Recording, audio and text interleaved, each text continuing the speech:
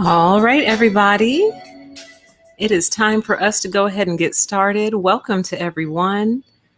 Welcome, welcome. Today is Monday, December 7th, 2020, and this is going to be our debrief stream for our most recent live stream with our special guest, R.E. Dossett. Stay tuned and we are going to get started here, okay? First and foremost, of course, have to give a big shout out to my December 2020 sponsors, Teens to Be Heard. And Teens to Be Heard does have a special occasion if you are interested in supporting.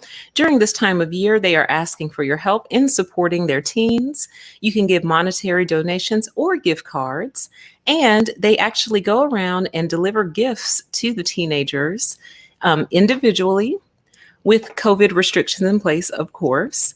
But it says we would appreciate all donations to be delivered or sent by December 21st to be prepared for a COVID delivery this year.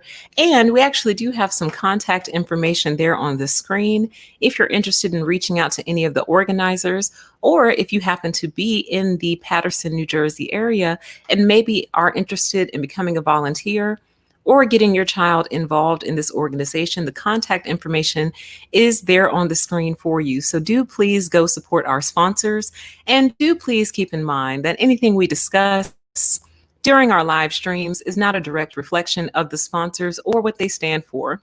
The sponsors are here to support the channel in general, not the content of the individual streams. So do please separate the two in your mind.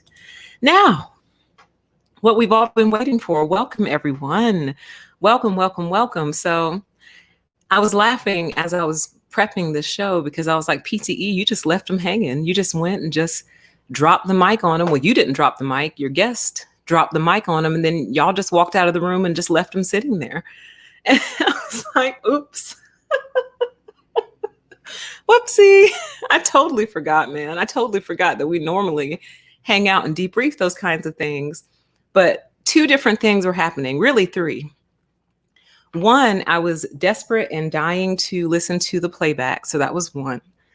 Two, Rashid and I actually talked for like another hour after we ended the live stream.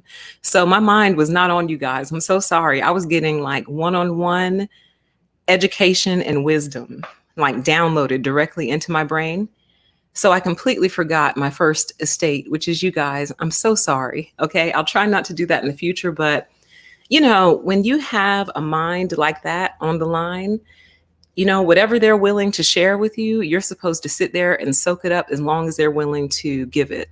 And that's exactly what I did. We actually talked an hour before and an hour after. And I even asked him in that hour leading up, I said, Kitty Cat, you got to stop. I don't know why they find the paper. They find all the paper when Mommy goes live. I even asked him before we started, I said, are you going to remember all of this? Because I feel like I'm getting the best content right now. And he laughed and he said, yes, of course, I remember this because this is what I study. This is what I talk about all the time. And sure enough, wow, you guys, I wasn't ready, okay? I knew the show would be good. I knew we would get a lot of great information. I had no idea that we were going to be out here having epiphanies, minds blowing, you know, long-standing questions. Come here, hold on. Give me all the paper. Just give me all the paper. Give it all to me. Give it here. There, no more paper. No more paper. No more paper to step on. I didn't know that we were going to be having epiphanies, having our minds blown, having long-standing questions answered. I didn't expect any of that. It was just such a profound experience for me. And based on you guys' comments since the show, it was a very profound experience for you as well. So the purpose of tonight's live stream is simply to serve as the after show to that show. I have a very loose structure, but I really do want to hear from you guys. And I know you all have a lot of thoughts, a lot of comments, a lot of questions that you want to get out. So this is really primarily your show. I'm just going to give a summary of what we learned that evening. I pulled a couple of quotes, but my God, how could I ever pull all the power quotes that came out of that live stream? And you guys, I think I may have listened to it like 6 times at this point. And every time I listen to it, I get something different from it. What about you? For those of you who are joining this stream, if you missed that live stream, the link to it is in the description box. Go check it out. But by the time you finish watching that one, we'll be done over here, because chances are you won't be able to watch it straight through. You'll have to watch, pause, think, reflect, take notes, do something. Call your mom, pick it up, hit play again, so forth and so on. So it was that kind of live stream, okay? So why don't we start out with a brief summary of what I took away. I'm not saying that this is the correct takeaway. This is what I took away after listening to the show on repeat 6 times, okay? So give me 1 second and I'm going to share that with y'all, okay?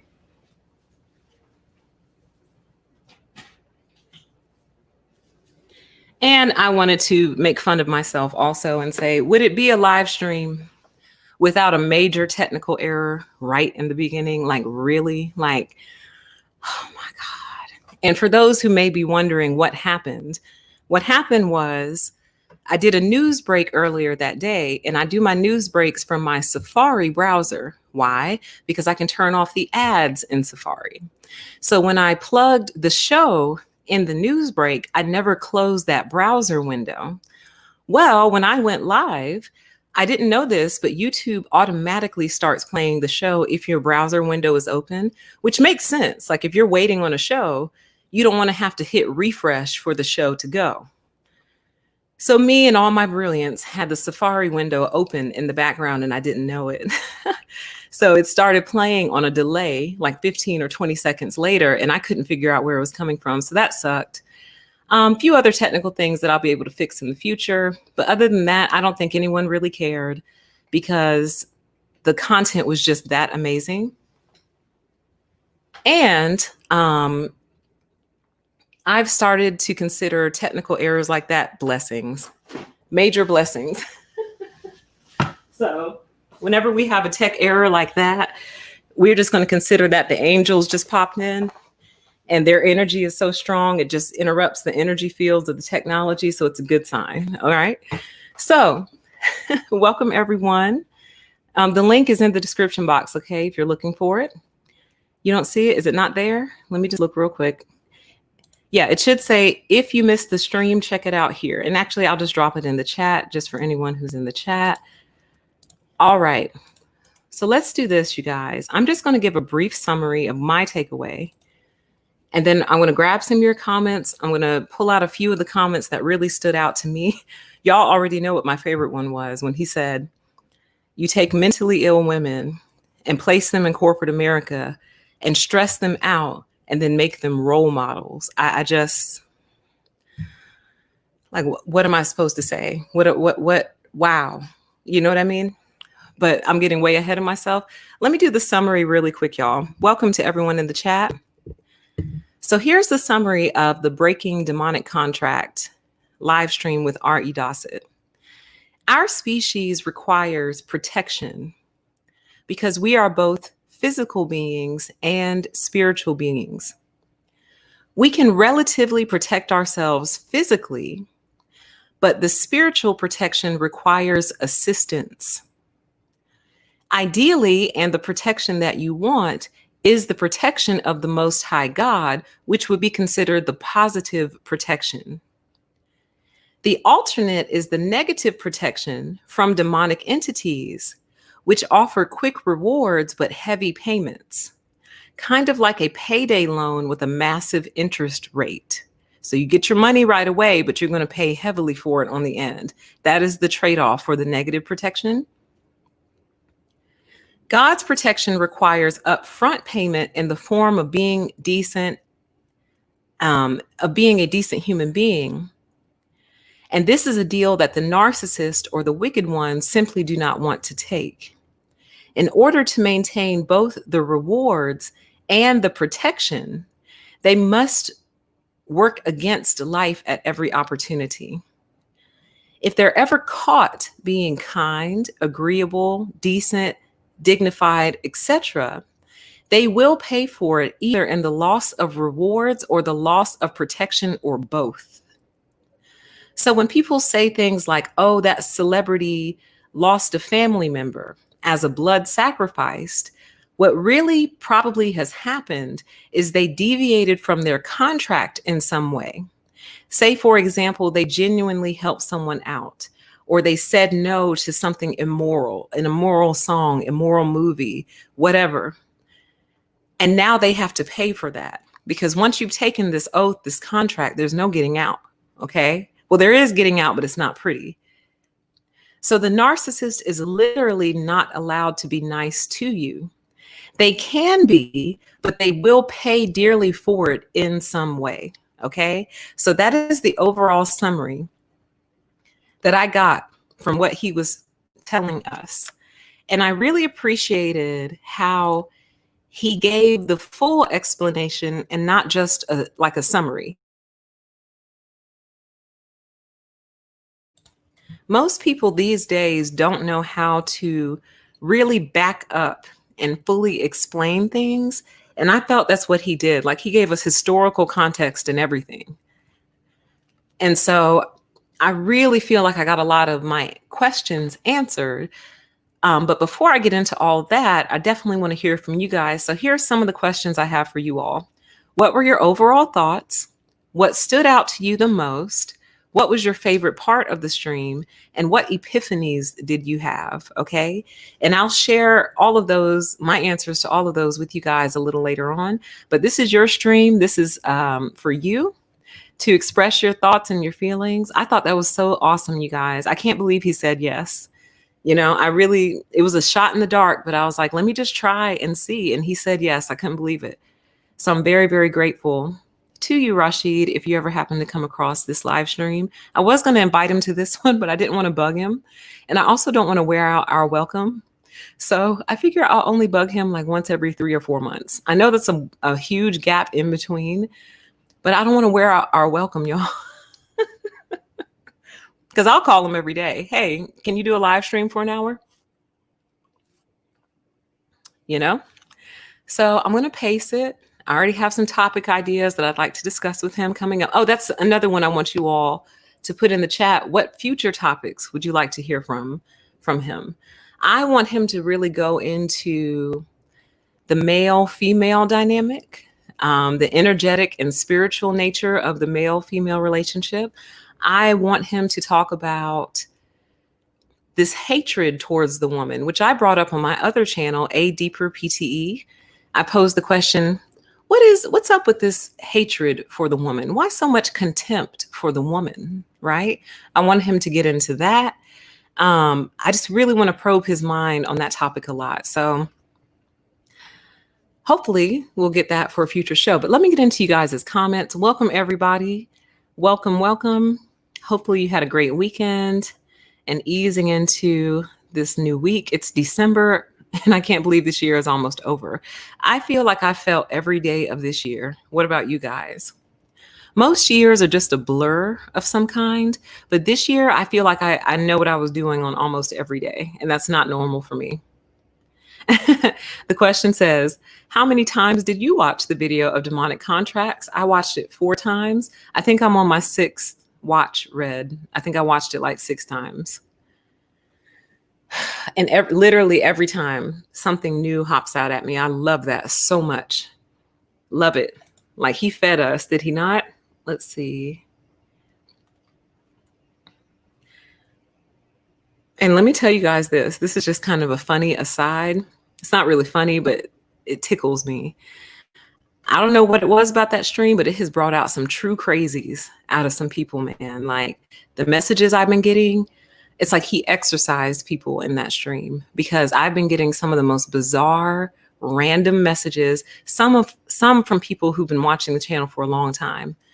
And I'm like, what happened to you? What did that stream do to you? It scrambled you, didn't it? Yep.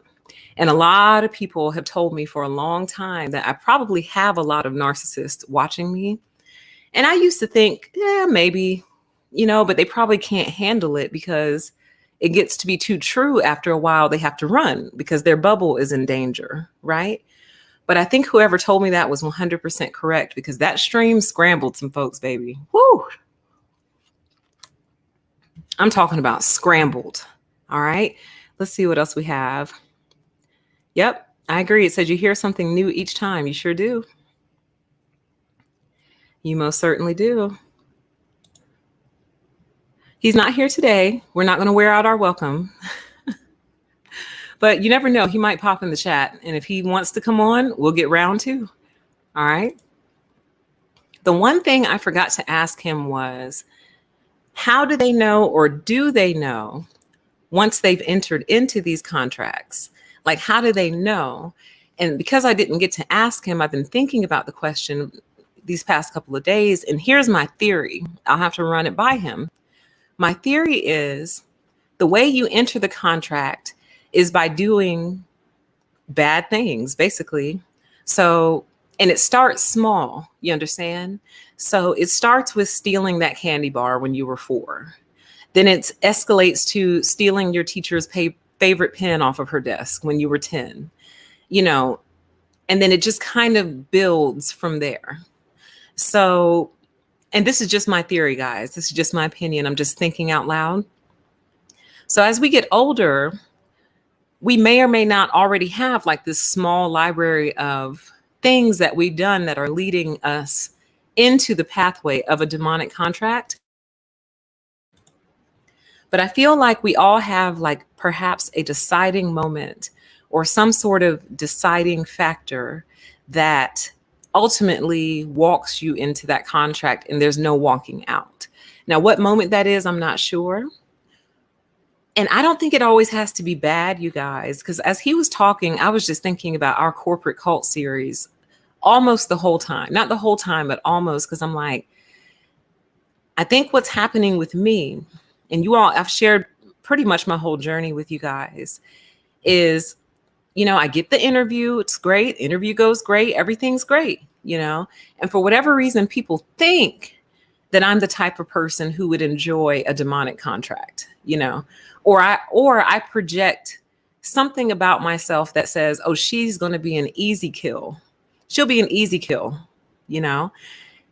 And the analogy I've used before is they discover I'm not declawed, basically. And in that discovery, I'm breaking the demonic contract. So it appears that on multiple different occasions, the attempt has been made to walk me into one. But as soon as I feel that happening, I pull out. I back out of it. I pop the bubble. I refuse. Claws come out. Bubble popped. And that's what keeps getting me in trouble. He even mentioned at one point later on the stream that, I have the quote here because I took some quotes out. It says, if you operate fully in positivity, there are many places where people just don't want you. Why? Because you are a danger to stability, because stability is the result of demonic covers. I don't know if you guys could tell, but I was muted the whole time. That was on purpose for two reasons. One, y'all know how I feel about interviewers interrupting their guests. Y'all know I can't stand that, because my whole theory is, why did you invite them if you didn't want them to speak? If you're the expert and you have so much to say, why did you invite a guest on your show? So that was my first reason for being quiet the whole time, for anyone who was wondering. The second reason was because of feedback. I just have to get some headphones next time I have a guest on. So when they speak, it doesn't feed back into the mic. So I didn't want him to echo the whole time. That was the second reason. But the third reason I was muted is because I was on the other side going, oh my God, wow, bro. Oh my God. Like, I was making so much noise. You guys just couldn't hear it. And I was laughing a lot because he's low-key funny. I don't know if he knows that he's low-key funny or even if he means to be funny, but some of the things he was saying were cracking me up. So that's why I was silent the whole time. And I actually really liked that style because I felt like it enabled him to really get deep into his thought process without me being in the corner like, yep, right, exactly, yep, uh-huh, oh, yep, I didn't want to do that. And in not doing that, I felt like it enabled him to enter into flow. And boy, did we get blessed by that flow. All right, but yeah, anyway, so again, it says, if you operate fully in positivity, there are many places where people just don't want you. Why? Because you are a danger to stability, because stability is the result of demonic covers. In other words, when we ask ourselves, how are these businesses able to stay afloat, even though they do everything against good business? They act like they want to go out of business, and yet they're still afloat. Why? They're stable because of all the demonic covers over them and all the demonic contracts within the organization. Excuse me. So when you, Mr. and Mrs. Positivity, show up, you start popping those bubbles, which are very fragile, as he described. You start popping them, and you're messing with the stability of that organization. And you would say, but I'm just trying to make it better. I'm trying to help them succeed. You have to understand that their success is in their demonic cover. Their success is not in doing business right. If they start to do business right, they lose their demonic cover. And here's another question I forgot to ask him. Can a person repent? Like, let's say a person has entered into multiple demonic contracts over their lives. They did something to finally lose all protection, all demonic protection. So now they're orphans. They're caught out there, like he was describing. Can a person then go crawling to God and be like, God, please cover me and save me? From what I could tell, and this is just my interpretation, the answer is no, no. Oh, no, you don't get to live your whole life making and engaging in demonic contracts, working against life itself in order to maintain your demonic cover, working against the saints of God, doing everything you can to please your particular masters, your oath keepers. And then when they dump you, you want to come knock on God's door? I don't think it works like that, you guys. I know the Christian church would have us believe that it does, that if we just call on the name of Jesus, we shall be saved. I know that's what the Christian church has us believe, but listen to how that sounds. It's basically saying you can live a life harming others, causing disruptions, doing all this stuff, really throwing off the karmic balance. And then as soon as your demonic best friends drop you and ghost you, and don't want to be friends with you anymore, then you can just run to God and God will just clean you up and be like, it's okay, don't worry about it. I struggle with that. I'm going to have to ask him about that, because then what is the incentive to be good? What incentive is there to be good if you can just go get it all washed away in one day? And then what of justice and what of your victims? They're just supposed to go, oh, well, they're good people now. No biggie.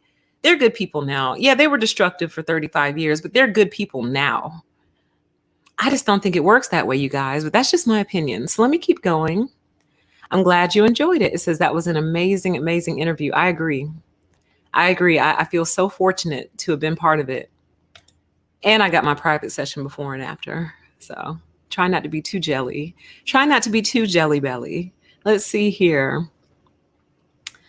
We got listen 3 times. I love it, y'all. This is awesome. Who knew? We should have collabed a long time ago.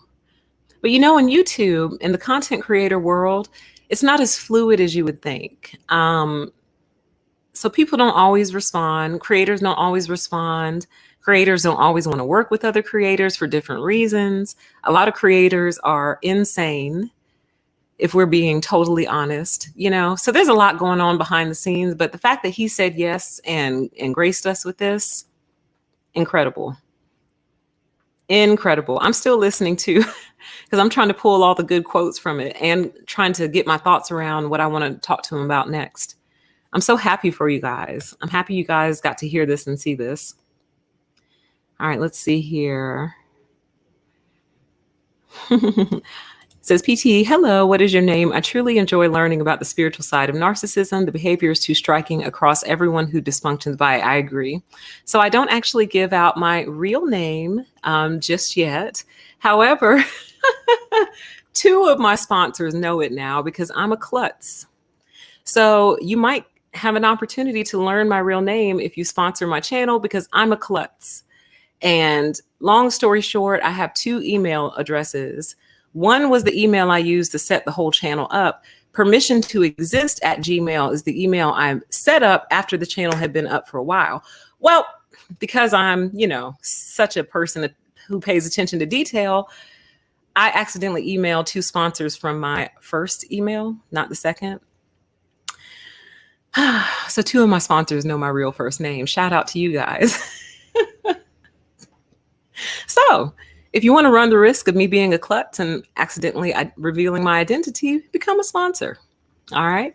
But no, I don't give it out just yet. But, the promise that I have made publicly, and I do mean it, is once I have my silver play button in hand, which means I've hit 100,000 subscribers and it held, because boy, y'all get mad at me every other day. Flap in the wind.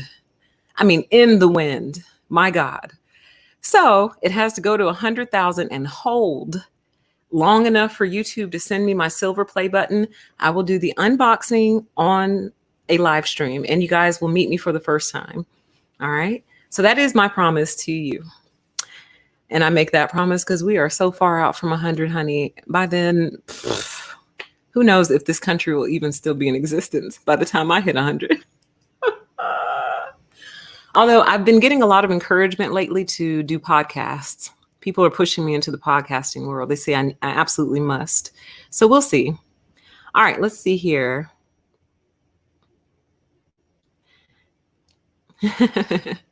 Yes, I absorb so much information. Man, how generous. Like, I didn't even think of generosity in that way, but how generous of someone to share their mind and their thoughts and really be willing to teach you.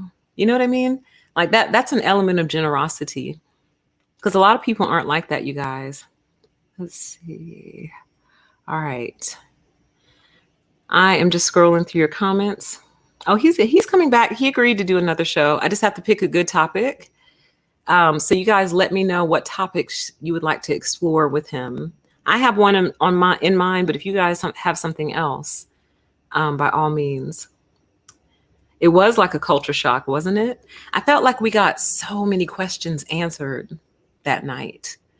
So many. So one of the major questions here, I'll go ahead and start sharing some of my thoughts and comments from it. So I had an epiphany that essentially the love bombing phase with a narcissist comes to an end because for them to continue to be kind and loving to you is a form of breaking the contract. So understand this.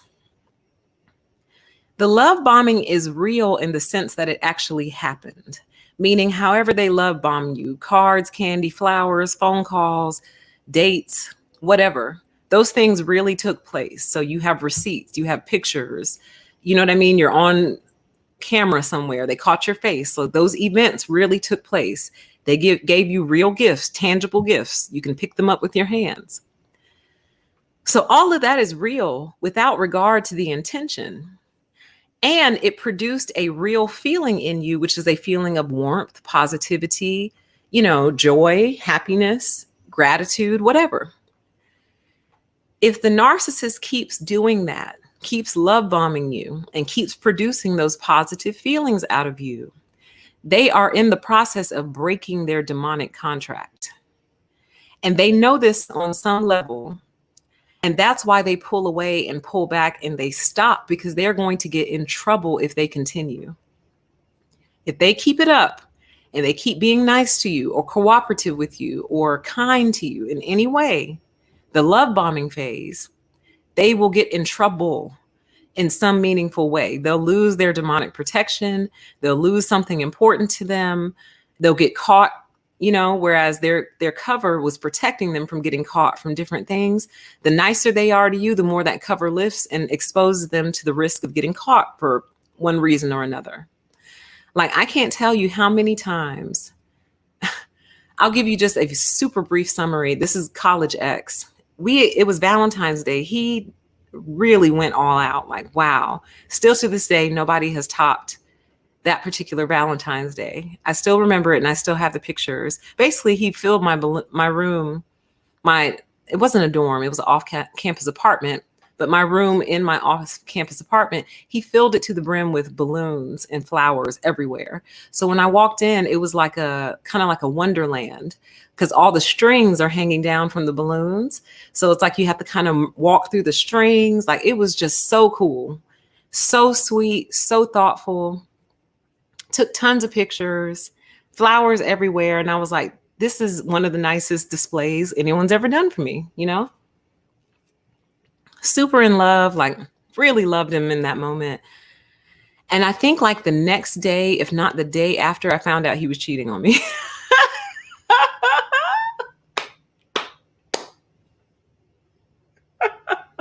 And had been. So what is my point in telling you that story? When he gave me all those balloons and flowers, he broke his demonic contract. And I then found out about him cheating, because the demons up until that point had been hiding it from me very well too, very well. And once he did that open display and it made me feel good and I'm taking pictures and, generating these positive feelings, he broke his contract and they punished him in the form of exposing his cheating low-life behavior, which we never recovered from, really. We lasted like a year or two after that, but I never got over that. I don't get over betrayals like that. So that pretty much like soured our relationship going forward. And it all makes sense now. Like, you're not allowed to do that kind of stuff. When you're in these type of contracts, you're not allowed to be nice like that. You're not allowed to show love, say love, do love. Because when you do, you're producing loving feelings in someone else, and you are going against your contract at that point. So that, I think that's probably a pretty good example of that happening. Let me get a few more of your comments. Let's see here. We got 6 times. JLW, you listened 6 times so far. It's crazy, right?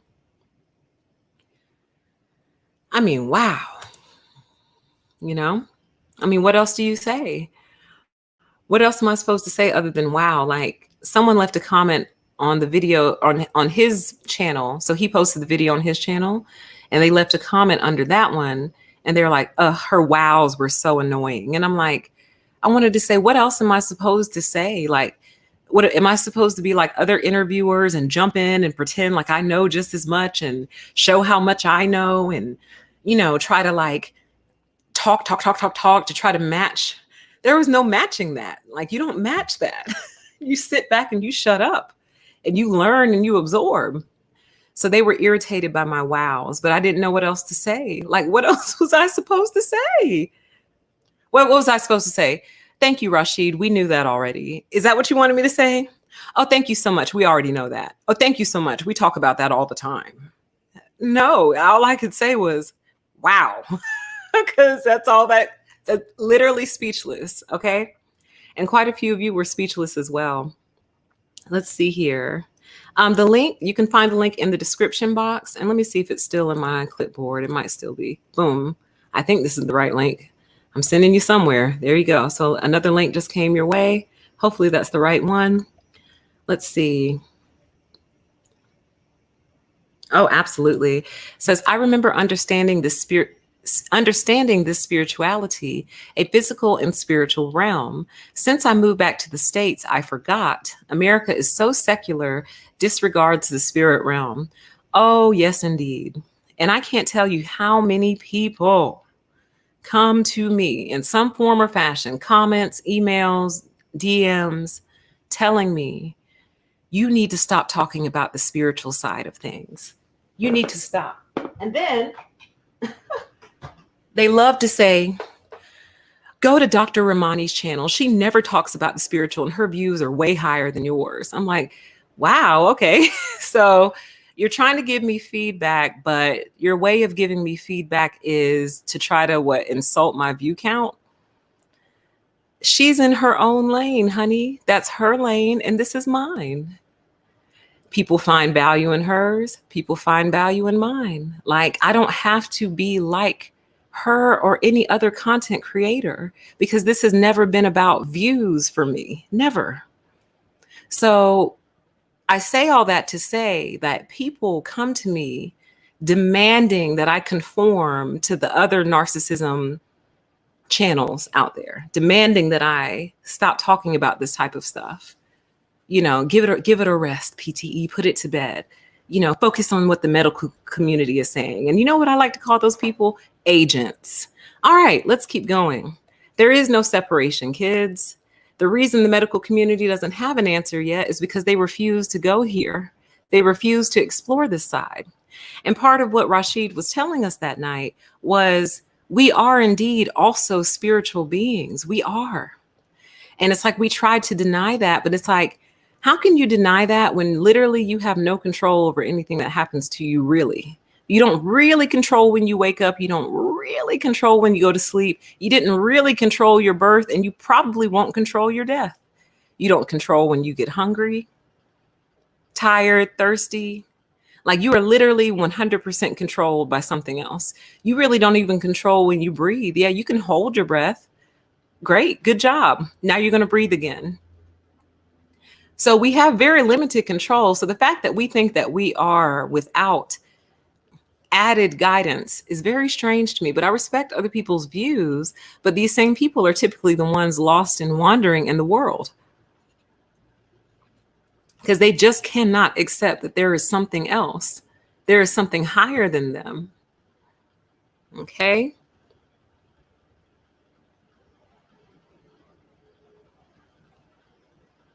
It's about a 30 slide. Of course, right? Says I would have a technical problem on my first interview. Of course, like it just couldn't be any other way. Like part of the reason he and I met beforehand is to test out the tech issues, and they were fine. But I hadn't gone live yet. So I didn't know the other browser was open, but that's okay because we learn from our mistakes. I bet you it won't happen again. I bet you that much. Let's see here. Says, yes, I think there was so much information. My brain knew there were unconscious truths, like an inner knowing. My innards were vibrating so fast, right? Mine too. Like when he would stop talking, I'm like, oh my God, I have to say something intelligent right now. And I would stumble out a question, and thank God he knew how to answer it because like I was just floored, you guys, truly, truly floored. So let me give you another one of my quotes that I pulled from the show. Man, when he said this was early on in the show. He said, all of us were raised by narcissists in one way or another. Oh, God. Meaning, and the example he used, he said, because we come up in a narcissistic society. So even if your parents weren't narcs, nobody in your family, your siblings, nobody were narcissists, you were raised by a narcissistic society. God. And it's kind of like, how do you escape that? How do you escape narcissism when the society itself is narcissistic and raises you to be so? So one example that comes to mind immediately is the interview process. The interview process is not real because the truth of the matter is you're only sitting in front of those people because you need a paycheck. That is the bottom line. And you believe that whatever that job is, you believe you can do it. You either believe you have the skill set to do it based on previous experience, or you believe in your ability to learn the role well enough to perform in it, period. That company only has a job description out because they have a function that is currently not being filled. And as a result of that function not being filled, they need someone to fill it, period. All this other stuff in between is a function of narcissism. Tell me about yourself. Tell me about your favorite walk on the beach. Tell me about your favorite piece of candy. Tell me how you handle conflict in the workplace. Tell me about a time that you were successful on the job. You and your manager don't get along. Tell me how you handle that. We believe in teams here. We're really team players here. Tell me about how you're a team player. That's psychotic, narcissistic, brainwashing cult type stuff. To dance around the truth, which is, girl, you know I need a job and you're hiring. Stop. I can read and I can type. And those two things alone should get me pretty far for whatever this is that you're hiring for. We're not talking about neurosurgeons and doctors. We're talking about your standard mid-level average data paper pushing type jobs. So why do I bring up that example? Because the process itself is narcissistic. So you go in, you show up as an honest person, but what you rapidly learn is your honesty is not welcome, nor is it appreciated, nor is it respected, nor will it get you the job 9 times out of 10. So you start learning how to lie in order to get employment. So that would be a function of being raised in a narcissistic society. All right. And at the risk of falling down that rabbit hole, I'm going to move on. So let's see. Let me grab some more of your comments. Oh, it says, please go over the answer to your question about healthy people being alone. Okay. So, and this is just me trying to pull on what I remember him saying. So forgive me if I don't get it 100% correct. In essence, what I was getting from him was, and based on the history lesson, the expectation of society is that we remain in society. We remain in the community. We remain in the group. This has been set up for a very, very long time. And from what he was saying, initially, it was only set up for those who were enslaved, but they eventually realized that they were going to have to spread that system out to gain cooperation of the masses. Because remember, there weren't that many people on Earth back then. Let me see if I can get a ballpark answer on that real quick. How many people on Earth? Would that be like the 1600s? In the 1600s. Let's see if Google can help us. Well, they say 554 million compared to now. How many people on Earth now? 7.6 billion, basically. Okay. So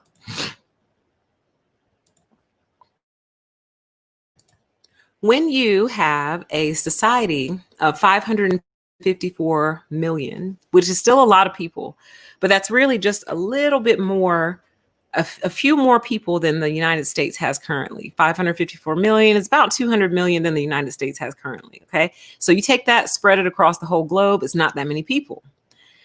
But as we started growing as a society from 554 million to now 7.6 billion headed to 8, what the powers that be realized were, we're not going to get very far if we only control and enslave this one group of people. We're growing, our society is getting bigger.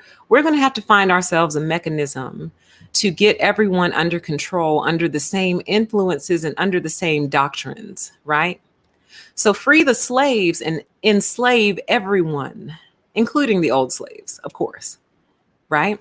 So in that, what you get essentially is worldwide cooperation, which on the surface is not necessarily a bad thing on the surface, because on the surface, it is more beneficial for us to cooperate as a society than it is for us all to try to have our own little mini kingdoms, basically. Your house is your mini kingdom, and that's all you get.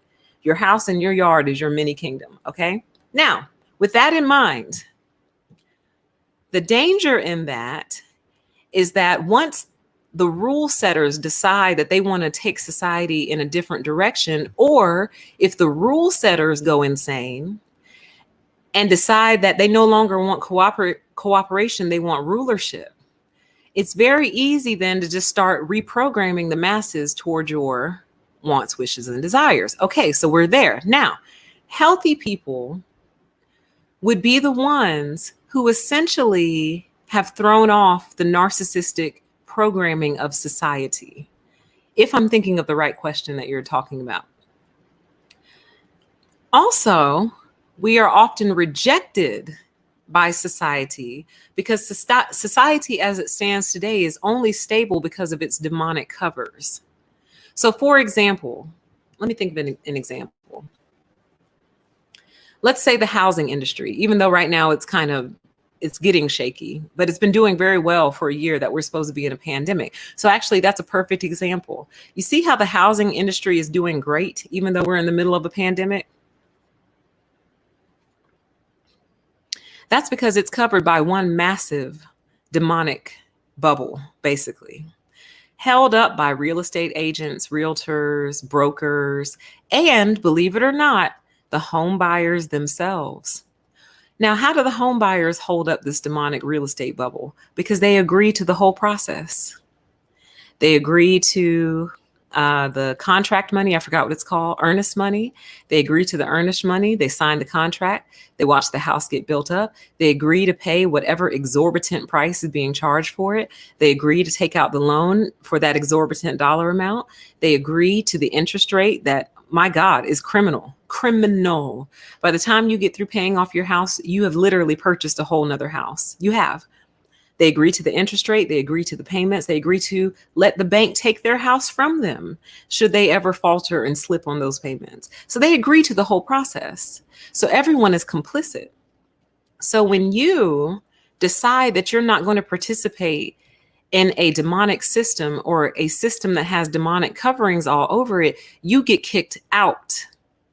So what would that look like using the example that I just gave? Well, that means you basically don't get to buy a house in this society. You can rent one. You can rent a house. Sure, we'll let you rent one of our houses, but you'll never get to actually own it because you won't participate in our game. You won't play our game. Now, here's the thing. I'm not saying that all successful systems are demonic in nature. The ones that are demonic in nature are the ones that uphold some level of injustice, or uphold some level of imbalance, or uphold some level of fairness. If a business is successful and fair and just, then they don't have demonic covers. They have the protection of the Most High God, you see? They may not make as much money as the ones with the demonic covers, because keep in mind, the industries that have demonic covers over them, they have to keep their people fed with little dangling carrots all the time. Because if you take away the rewards, well, they're not going to want to do it anymore because it sucks. Selling your soul sucks, man. You get you get to become a happy victim, which is what he called them. Happy victims. So when you sell your soul, you essentially become a happy victim. And it sucks because you're still a victim. No matter what, you're still a victim. You know what I mean? Like, let's say that you join a fight club and you agree to be the punching bag or something. And you let people beat you up every Friday night and you walk out of there with something broken, but they give you $1 million cash in your bank account when you leave. So you're laid up, you got a swollen eye, a couple of teeth are out of your mouth. You broke your left wrist, and this time they got your knee, but you got $1 million in your bank. So heal up till next Friday. So do you really think that individual can enjoy that $1 million cash, tax-free cash, $1 million cash? Can they really enjoy that with a swollen eye socket, teeth missing, a broken wrist, and a fractured knee, and then they got to go do it again on the Friday coming up, they will barely be healed from the first Friday. But they're going to get another $1 million clean in their bank account. So they're rich, but they can't see out of one of their eyes. One of their hands isn't working well. Now they got a limp. Do you see what I mean? So essentially, they have to keep rewarding these people, because if you take the rewards away, all of them will leave. Most of them will fall away naturally because it sucks. So I say all that to say, to answer your question, the question on the screen, the healthier you are, the more environments you're not going to be welcome in, because currently we have multiple demonic environments operating. Excuse me. And people think demonic means little red men running around with horns all over their ears and things of that nature. That's not what it means. Demonic simply means you work against life. So if the environment works against life in any way, it is demonic, period. And there's so many of them out here that you will often find yourself alone if you don't enter into these types of agreements. So that's my interpretation. I hope that helps. I hope that answers your question as well. Let's see. So I'm still scrolling. So let me grab another comment that I pulled. This was one of my favorites. He said, a narcissist is someone who persists in fleeing when fleeing doesn't work. Here, let me try this. I'm going to try to actually, oh no, then I'll lose my place. Dang. I was going to try to drop. Well, let me try. Sometimes you just have to try things, you know? I'm going to drop that in the chat, and then I'm going to do this and then attempt to find my other place where I was.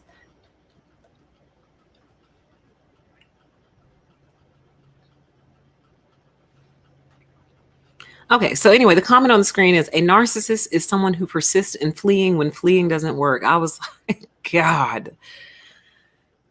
And is that not the truth, you guys? Think about every conversation you've ever tried to have.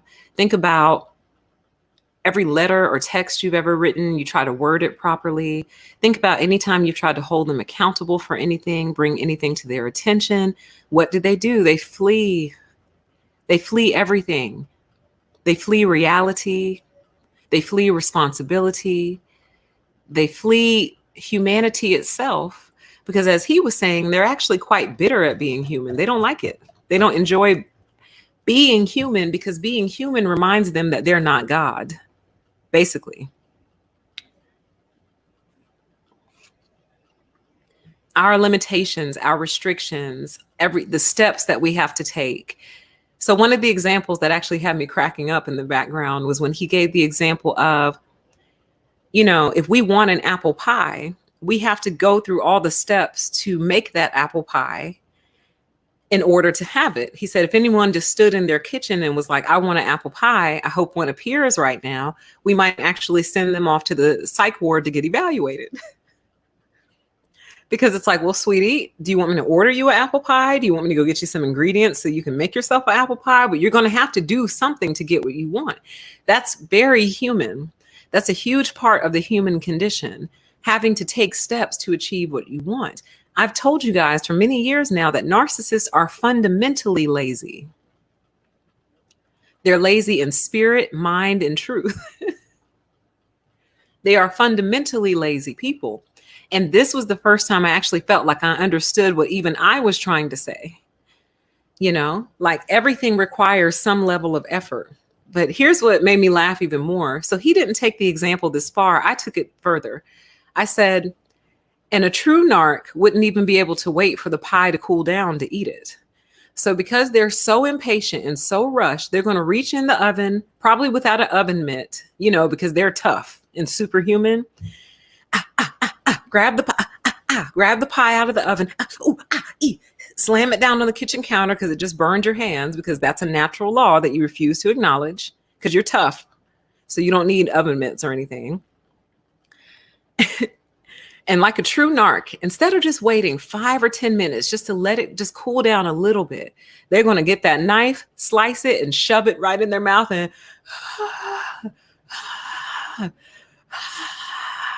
And I'd be sitting right in the corner going, I told you that pie was hot. I told you not to eat that pie. I told you 5 minutes. 10 minutes max. Just let it cool down just a little bit. We could even put it in the refrigerator. But no, nope. You had to have it your way and you had to have it right now. So that's kind of how they are. They flee everything. They flee the reality of everything. And it affects every area of their life. And this is part of the reason that things start to decline in their care. Because when something is under the care of a narcissist, caring for anything requires your energy and your attention. So when you flee from everything, great and small, you also flee from the basic care of things that require your energy and attention. This is why I believe a lot of narcissists don't have pets. It's not necessarily that they don't like animals, which most of them do not. Yes, I know that there are contrary examples. I know that there are lots of narcs that have all kinds of pets, and some of them even hoard pets. Got it. But a lot of narcissists do not have pets, cats or dogs, because I think they know that they would accidentally kill it. And I might even be able to put accidental in quotation marks. But if nothing else, the neglect of it would lead to its demise. And they know that. I've actually heard people say that before, like, no, I don't need a cat or a dog. I would forget to feed it. And I'm thinking to myself, yeah, you probably would, wouldn't you? You would absolutely forget to feed your cat or dog. You would. And people like that hold a special place in my heart, baby. They hold a special Dexter place in my heart. And I'm not going to elaborate on that comment. I'm just going to say that they hold a special Dexter style place in my heart. Let's continue. Let me get this comment off the screen and let me get some more of your comments. All right, let's see here.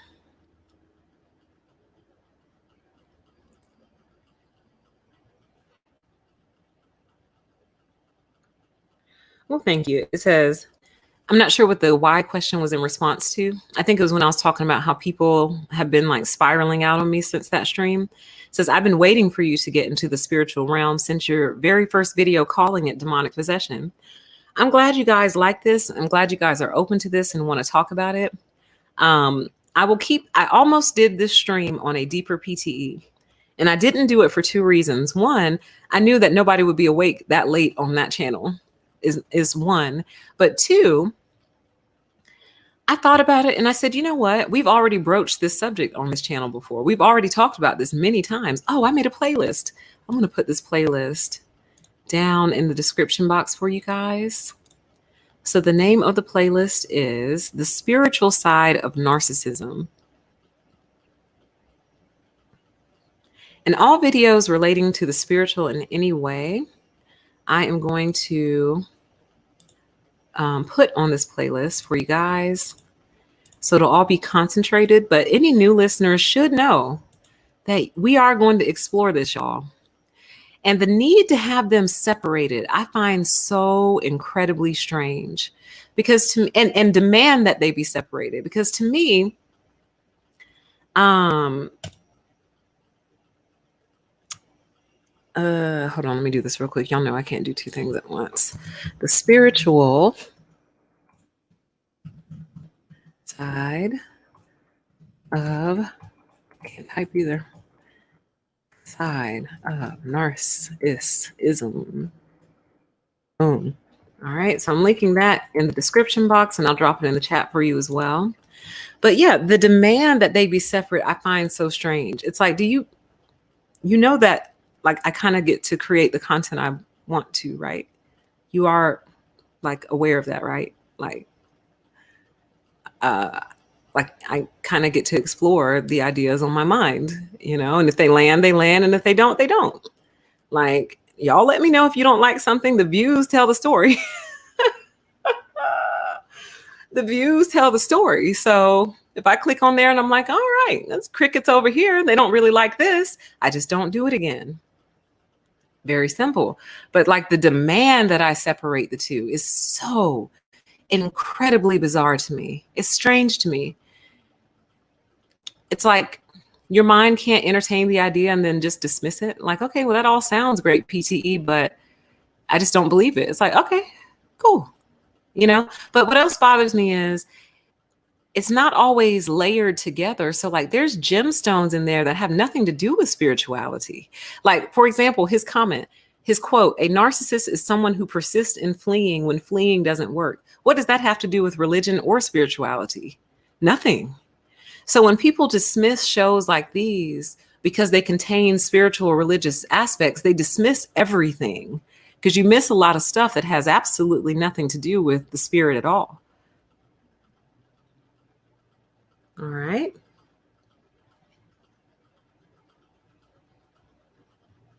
I believe so too. Rebounding. It says the medical community is lying. So let's talk about the medical community in the context of the demonic covers, right?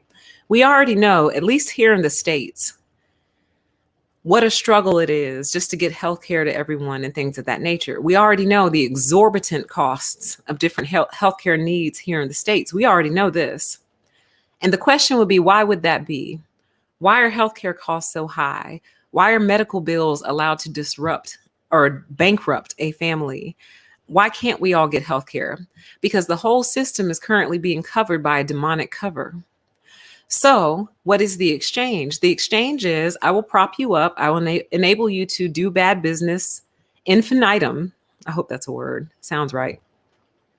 I will enable you to do bad business into infinity.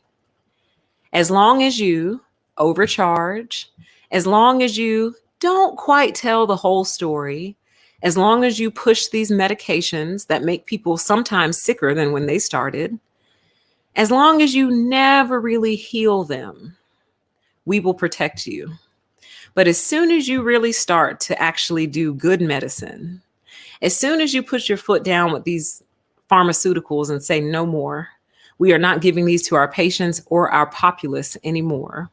As soon as you start to adjust the price to something that makes more sense and is more reasonable, as soon as you either provide health insurance to everyone or design a system to where we don't need it because it's not so expensive, they are going to lose all their protection, all their money, investment, like the whole system will collapse when they actually start being good to people. And of course, I have to give the disclaimer and say, I'm not talking about all doctors or medical professionals. I'm not talking about the entire industry. However, there are a lot of demonic contracts in that industry. I'm sorry, there are. And if any of them were to pop, it would spell the end for quite a few of you. So you have to keep it going. So the comment on the screen is the medical community is lying. So as it relates to narcissism and pertains to narcissism, I think part of the reason they can't touch the spiritual side, number one, obviously it's not scientific, it's not verifiable, quantifiable. You can't test it. You can't measure it. You can't do any of those things. Got it. But also because when you start solving issues and actually healing people, you're breaking your demonic contract that is literally covering the medical community right now. You're breaking it. And think about it like this. If you're a therapist in a demonic contract, you cannot heal your patients because then your patients will go away. They're going to stop coming to you, paying you $50, $75, $100 a session for you to tell them that they just need to love themselves more and that they need to value themselves more. That's all you're going to tell them. Or for you to go tell them that they need to go talk to the person. That's what you're going to tell them. Go talk to them.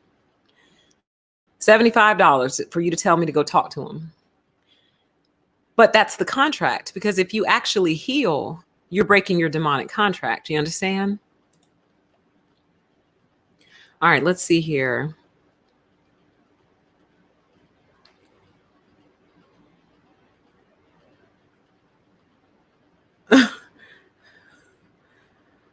Let's see. All right, let me grab another one that, so on a similar thread, he said, narcissists want to flee from life, but they also want the best from life.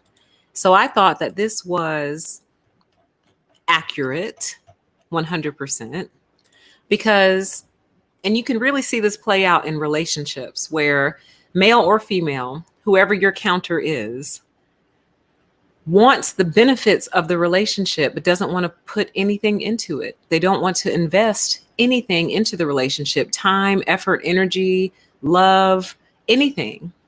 But they want you to consistently give and give and give and give. And they want you to maintain the relationship, really.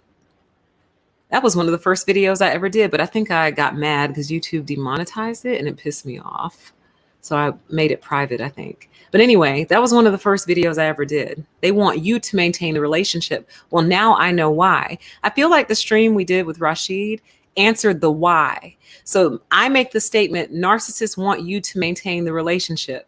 He answers the question, yeah, because they want all the best from life, but they also want to free from life. So I feel like I'm posed the questions all these years and he answered them. That's what it felt like to me. You know, why is it that narcissists want you to maintain the relationship? Well, because they want all the best in life, but they also want to flee from it. Y'all, I can't even, like, I don't even think I'll be able to really cover everything in this debrief stream that I want to. I was tempted to just replay the whole video, but now I was like, PTE, we'll be here for 8 hours debriefing everything in that video. So that was awesome. That was really cool. That was cool. Let me see here. Oh, a super chat came in. Let me display that really quick. It says, Dr. Butter on YouTube talks about the FDA does not have license to practice medicine, only regulated. Interesting.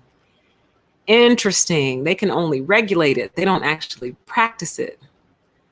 Thank you for the super chat as well. I appreciate the support. So in other words, they can only point and say, hey, that doesn't look good, or hey, that looks good, but they don't actually have a fundamental, profound understanding. Sounds about right. Sounds about right. I feel like America is all about, what am I trying to say? I can visualize it better than I can say it. I feel like America is all about putting a blanket over everything.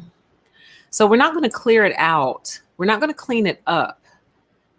We're just going to put a blanket over it and hope you don't lift the blanket, and hope that you can like step on top of the blanket and like not hurt your foot or anything, because God only knows what's underneath the blanket.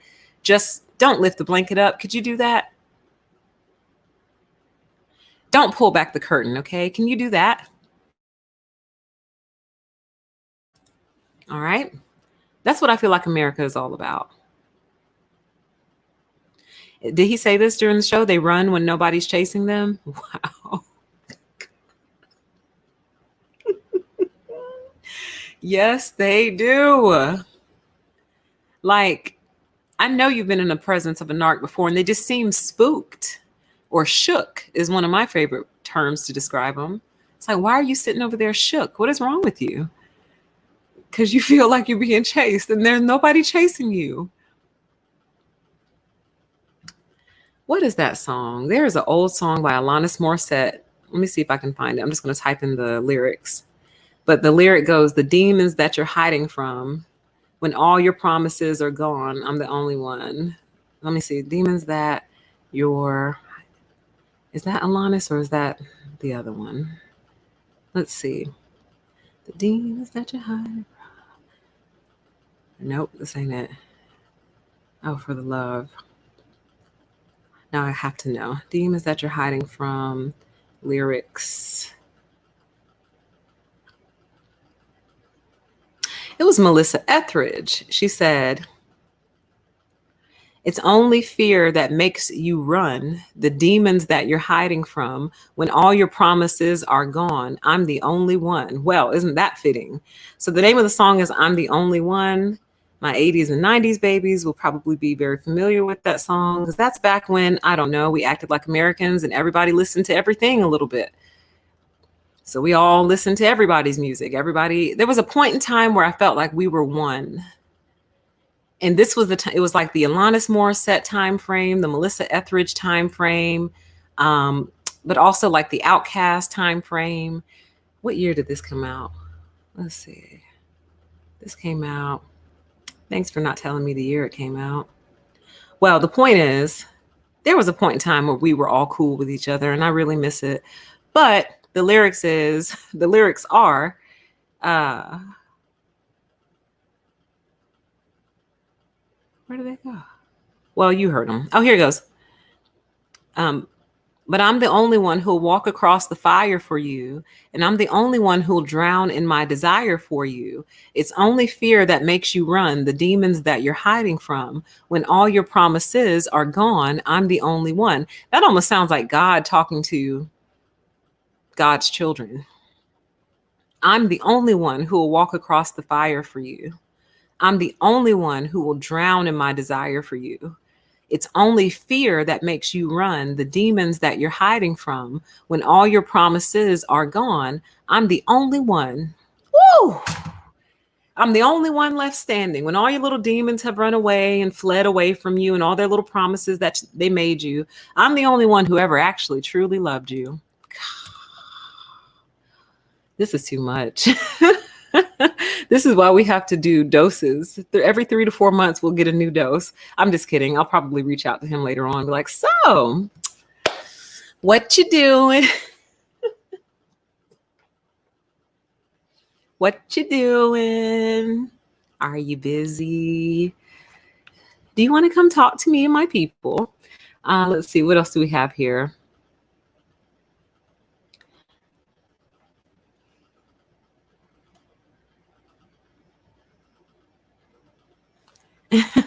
Thank you. It says your voice is so gorgeous, pleasant, and you speak with wisdom, authenticity, and facts. Do you sing? Not professionally, not in any public way, but yes, very much so. One day when I feel, I don't know. But now folks have got me so weird about showing other sides of myself because it's like, you are narcissism only PTE. No news, no tantrum files, no deeper PTE, and definitely no singing. Narcissism only. I'm like, I'm sorry, did you hire me? Do I? Okay. But anyway, I say that to say that I would love to share that gift. I'm not really ready yet, but even if I was, it's almost like, do I want to fragment out again, or will people get mad at me for fragmenting and showing that? You know what I mean? It's so annoying, y'all. Like, I feel like a lot of people try to put me in a box, and it's the same thing people do to me in real life. And I'm surprised to see it happening now with the channel, because I kind of thought that was the whole point of the channel, is not putting people in boxes. But luckily, the majority of my subs, you guys are super open and you let me be myself, and I appreciate that. So one day I'll sing for you guys. One day, because I do love it. And then there are times when I wonder, like, okay, if you've been given something, if you've been given a gift and you sit on it, will you get in trouble for that by the Most High God? Because here's the way I think about it. I look at the music industry as it stands today. I'll just put this back up here. And I know for a fact God would not want me to be involved in the current music industry. I know that for a fact, because it's trash. Like, it's nothing but demonic contracts everywhere. All the real singers, all the real talent is gone for the most part. There's a couple out there left, sprinkled here and there. But right now we promote and elevate trash. So I don't know that the Lord would really want me to be involved in that, because as soon as they approach me with a demonic contract, I'm out. I'm not getting on anyone's couch. None of that. There will be none of that. You're not going to steal my money from me. You're not going to steal my work, my artwork, and profit off of it for years and decades into the future, and I can barely eat. I think not. So I definitely don't think I'm supposed to go into the industry, but at the same time, I'm like, if you've been given a gift of some kind and you don't use it, I feel like that's one of the greatest ways to get in trouble with God. We focus on all these other sins, but if we have something, we're supposed to share it truly. And if we don't, I feel like we're going to get in a lot of trouble for that. So I think about that all the time. I think about people like Whitney and other stars that have shared their gifts with us and left us. And I think, what if they never had? Like, what if Whitney had just taken a regular job, just at some corporate office? And of course, she would have been in training or something like that, because she would have had that personality for it. But that would have been it. She got her little 401k, retires, no Bobby, Bobby Christina. Like, I don't know, y'all. I wrestle with that a lot. I struggle with that a lot. But the answer to your question is yes, very much. And I absolutely love it. Yep. Says, I love how you put that. Them being human reminds them they're not God. That's what it is, you guys. Like, and it goes beyond like wishing you could fly. Like, I think we all wish that we could like jump up and like fly, or like fly to work instead of like driving or walking or riding a bike. We all wish for little superhuman talents, but you got to understand that their wish goes beyond like superhero stuff. Their wish goes to, why aren't I you? Why was I born me? And why were you born you? And why do you get to be God and I don't get to be God? That's not fair. Why do you get to be over my life? Why? So it's like they totally reject the human condition. And there's a part of me that believes, this is drifting to my other channel, but what if we're all here for that reason? What if we are all here on planet Earth, which some people call the prison planet? What if we are on the prison planet because we all had issues accepting that we were not God? So we got put into a situation that reminds us of that fact every day. I mean, what better teaching tool to put you in a situation where you have to abide by natural laws, cause and effect, consequences. You have to abide by all of that. You don't want to, you don't like it. I personally believe, for example, individuals who take their own lives are only successful if God lets them be successful. So in other words, if God is okay with you doing it, then you will be successful. But if it's not your time, you can try all you want, you're going to fail. Now, how much does that suck? For you to make an attempt to end this whole experience, and God is like, nope, you got 31 more years. Come on back here. Oh, and now you're disabled too. That sucks. Well, look what you did. Now you have to go these 31 years like that. So that should actually really scare everybody. I find that thought frightening. The thought that even if you want to run from this experience, you can't. You know what it reminds me of? It reminds me of, there's an episode in Black Mirror. I can't remember the name of it.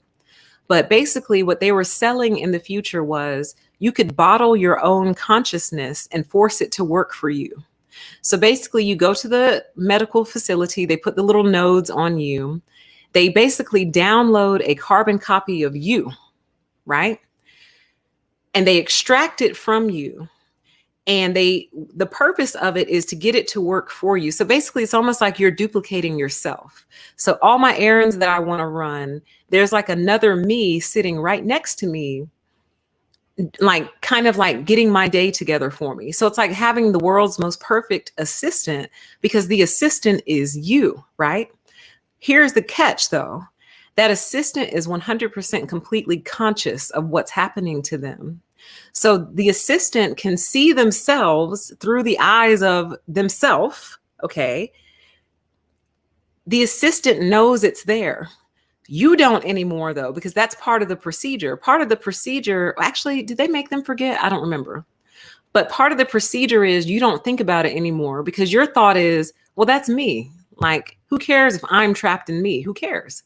But the assistant, in order to break them, they basically like torture them into compliance. God, if anyone knows I'm going to scroll down to see if anyone knows the name of that Black Mirror episode. But they basically, it's called White Christmas. Was that it? No, that's not White Christmas, is it? White Christmas was with the kids and stuff, right? At any rate, if it is White Christmas, thank you. I appreciate it. It could be White Christmas. But anyway, the way they broke the assistant's spirit was by torturing her for like 3 months with something. I just can't remember what it was. And by the end of the 3 months, the guy comes back on and he was like, so are you ready to comply now? And she's like, yes, give me anything, please, please, please give me anything to do. So by the time he finished torturing the assistant, which is this woman's consciousness, she was setting up dinner dates. She was planning, lunch. She was organizing the calendar. She was paying bills. Like, she became what she was supposed to because she realized she couldn't get out. And it makes me think of the same thing of what situation we might be in. You think you can just check out of here anytime you want to. You think that. But if it is not authorized, you're not going. You're not. And that should scare the hell out of you, because that means you are literally, in theory, a prisoner of your own consciousness. And wouldn't that be the most perfect punishment for someone who thinks that they have control over everything? Like, okay, I'm going to send your consciousness down into a body, a human body, and I'm going to force you to reckon with the fact that you do not have control over everything. You don't even have control over whether you live or die. Try it. Give it a shot. If it ain't your date, you're not going. Oh boy. It's so deep, you guys. I love talking about this kind of stuff. Let's see. Exactly. If you're going to a therapist for $75 an hour, you better tell folks how to get better. Not just get better, like, oh, you just need to get better. Somebody sent me a hilarious clip from Mad TV a couple years back where this lady goes to a therapist and she starts listing off all her issues. And the therapist goes, okay, you ready for the therapy? She's like, yeah. And he goes, stop it. And she goes, what? He goes, stop it. She's like, but I don't know how. He was like, I know how. She goes, how? He goes, stop it. Oh God, it's so funny. I miss Mad TV. If anyone remembers Mad TV, I miss Mad TV. So let's look at another one of his comments that I pulled from the show. And that comment was, narcissists periodically start fights to renew the bubble. I know some of you guys have experienced this. I know you have. Where is it? Narcissists periodically start fights to renew the bubble. So in other words, when things, this is the way I look at this one. Let's say there's a narc you've been dealing with pretty long term, right? And you come to terms with it, right? So you, let me see. Let me think of a real stupid example just to make it easy. Let's say you're married and your spouse has a tendency to leave the toilet seat up. I know that this is something couples tend to fight over. I know it's a very cliche example, but we're rolling with it, right? And it really bothers you because you actually fall in the toilet at night because you don't realize the whole seat is up and not just the lid, right? So you brought this up to your spouse over and over and over. We're assuming the spouse is a narc, okay? You brought it up over and over and over again. They refuse to remedy it or whatever. So let's say you just come to terms with it, right? And let's say you actually develop a workaround. So you're not mad about it anymore. You don't bring it up anymore. What you do now is you just always check. You just never make the assumption that it's down. You always check. That's how you fixed it. So now the anxiety you used to feel around it has dissipated. It's on 0. So your anxiety went from 60 when you were frustrated down to 0 because you're over it. You have other things to worry about. You have a workaround, you're fine. What will happen next is the narc will up the ante when they see that the toilet seat doesn't bother you anymore. So now it might be the toilet seat and you leave the water running. So you walk into the bathroom, it's pitch black, you check up, toilet seat's up, but that's what I expected. You put it down and then you hear the sound of water and you're like, oh my God, water's running. You turn the water off. Well, you wash your hands, you turn the water off, you go to bed. Repeat the same thing a couple of nights and you notice my spouse is leaving the water running. Why? So now you bring that to their attention. Hey babe, is there something wrong with the sink? Oh no, why do you ask? Oh, because I've noticed that water was running, when I've gone in at night, the past few nights. Oh, I must just be forgetting to turn it off. Oh, okay. Well, you pay the water bill around here, so I guess you're all right with that water bill being sky high, right? So in other words, silly example, but do you get my point? My point is, once you get over the toilet seat, now they're going to leave the water running. Once you develop a workaround for the water, meaning maybe you just turn it off, or maybe you clog the sink and let it spill over. Sorry, you didn't hear me say that. Maybe you just turn the water off. You get over that. Now they're going to leave like a towel on the floor, in the middle of the floor. So now when you walk in, you trip over the towel because you didn't see it there. Because the water no longer bothers you and the toilet seat no longer bothers you. So I guess I say that to say, if you don't want your narc to keep upping the ante, pick something that actually doesn't really bother you and focus on it. Because they will think that they have something renewing the bubble constantly when really they don't. Now, energetically, I don't know if they'll be able to tell that you're faking. But what I'm saying is, if you're in a situation with a narc that you can't get out of quickly, and now that you have the knowledge that they have to renew that bubble, pick a bubble that doesn't actually bother you that much and harp on it and focus on it. Because what the narc will do is direct all their attention to that one thing, and they will never escalate it because they think that one thing still works. Do you understand? So in other words, to go back to the example, if she didn't want the water running or the towel on the floor, she should have just stayed on the toilet seat, basically.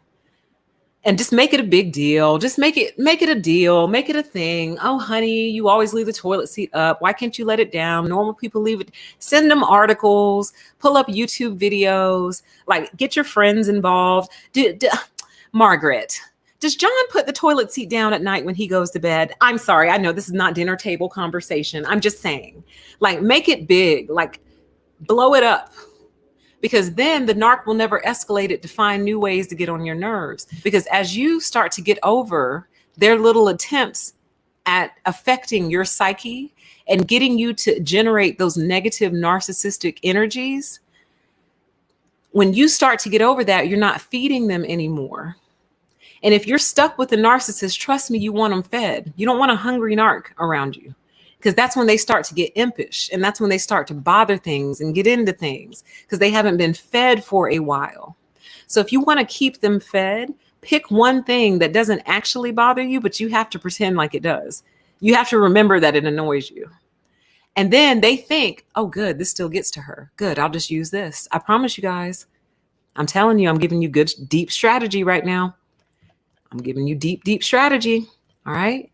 So let me hide this comment. Where is it?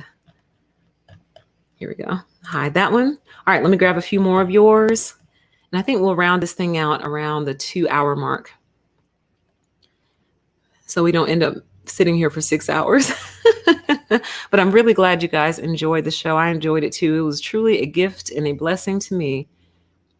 Yeah, we did. It says, yes, you're right, PTE. In the 80s, we listened to everyone's music. We really did. There was so much crossover, man. I loved it. I liked it when we were all friends. I really did. I don't like it right now. I liked us being friends. Let's see.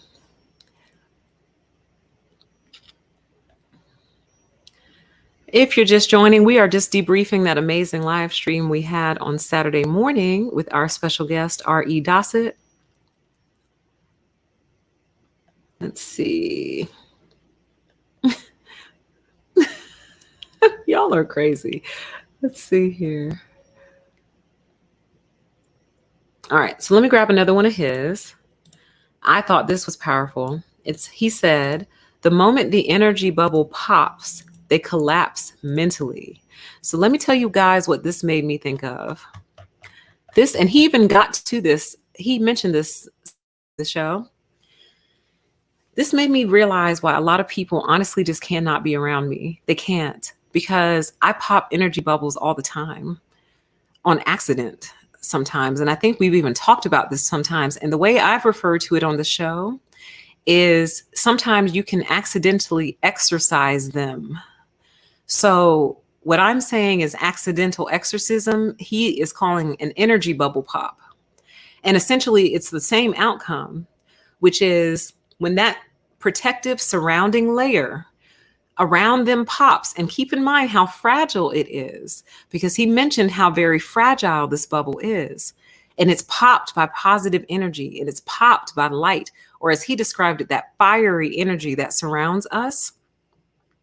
So this is why oftentimes they scatter or they flee.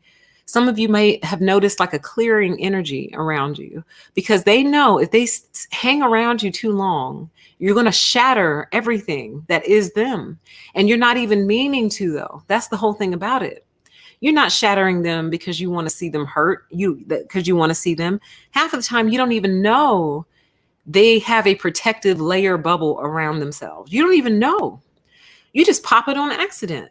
I told you guys the story of the guy or the person that I was just having a random conversation, and I made a throwaway comment about I said, well, it seems to me that a lot of guys in my generation aren't really interested in furthering their education. And I literally just said it in passing. We were talking about that. And actually, they were the presumptuous ones because they were the ones like, why aren't you married yet? Well, I said, it seems to me a lot of men in my generation aren't interested in furthering their education. And literally, this person spiraled out on me, you guys. Education isn't everything, and everything can't be found in school. And some things you have to learn outside of the school. And every man can't be measured by the worth of his education. And some of the greatest men in the world don't have education, don't have college degrees. Blah, blah, blah, blah. I was like, whoa, man. Like, whoa, dude, like, take a chill pill. Like, first of all, you asked me, why aren't you married yet? And the first answer I said, well, a lot of men in my generation don't seem all that interested in furthering their education. Popped his bubble on accident. Hold on one second. One second.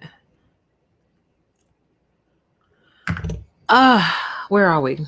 So what I'm saying is we often pop their bubbles by mistake, you guys. Now let's take that a step further. I know a lot of you, we've talked about this before, but I'll just bring it up again.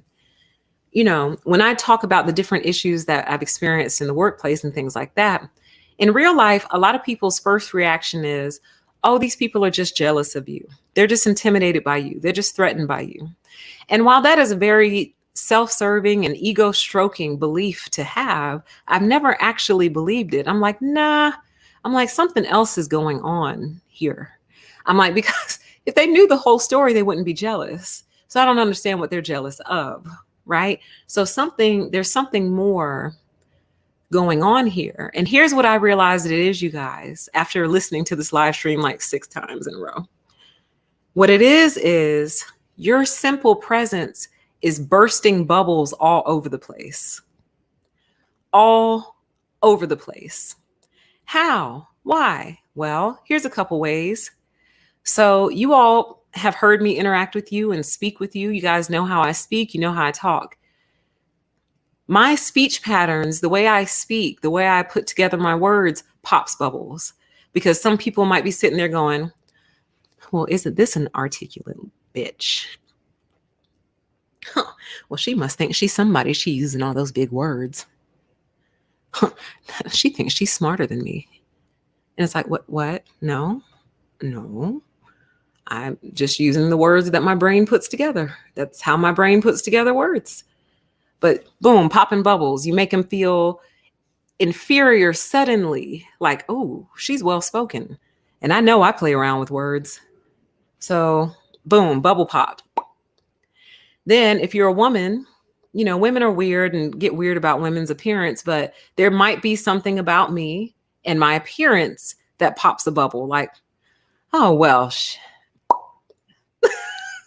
I can't explain it, you guys. I wish I could.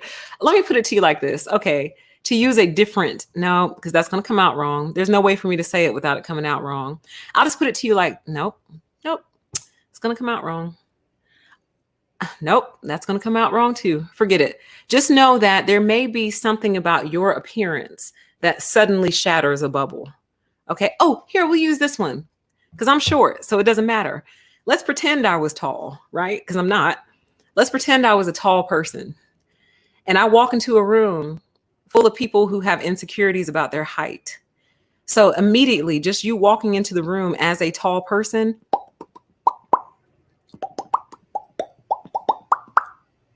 all over the room. And you didn't have to say anything. Do you see what I'm saying? So that's sometimes what popping the bubble.